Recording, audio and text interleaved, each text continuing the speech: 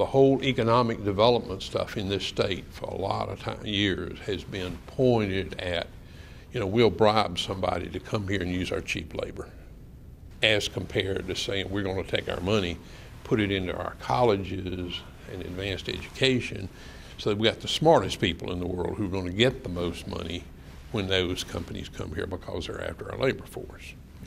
And it's not just PhD type people. I'm talking about good technicians. I think South Carolina was in a real leading position when the tech schools started. I mean, when we got tech schools started in this state, we were ahead of most states, and we did a lot of good bringing businesses in. But since then, we've kind of drifted. Tech schools are talking about, they got to have English, they got to have all the supplemental stuff and so companies that need highly trained technicians have trouble getting them here.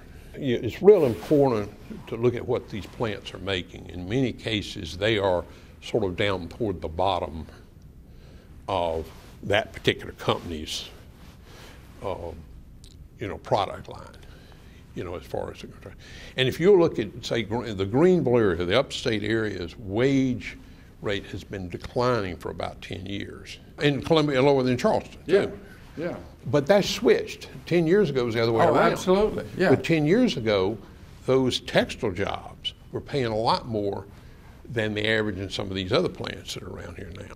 And regardless whether German plants or a New England plant, it's low wage. It's low wage compared to, shall we say, Columbia.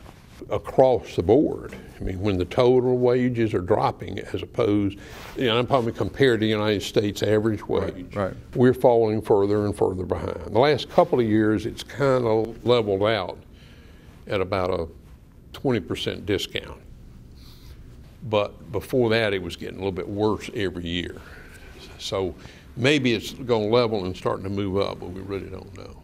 What we can do is do things to really move the educational thing to where we are training people for $50, $60, $70, $80, $90, $100,000 a year jobs, as to change instead of training them for $15, $20, and $30,000 a year jobs. Okay, that we're not doing. We're not at any level. There are examples, of things we are doing, but generally speaking, we're turning out people out of high schools. 25% of them are not graduating. I mean, these are the people who just, frankly, can't get a job date because, other than digging ditches, they can't operate the machinery. And if you got that 25%, that is a drag, if you pardon the term, on the whole economy. That's a big number to deal with, And at the same thing, we're turning out graduates of schools, out of colleges.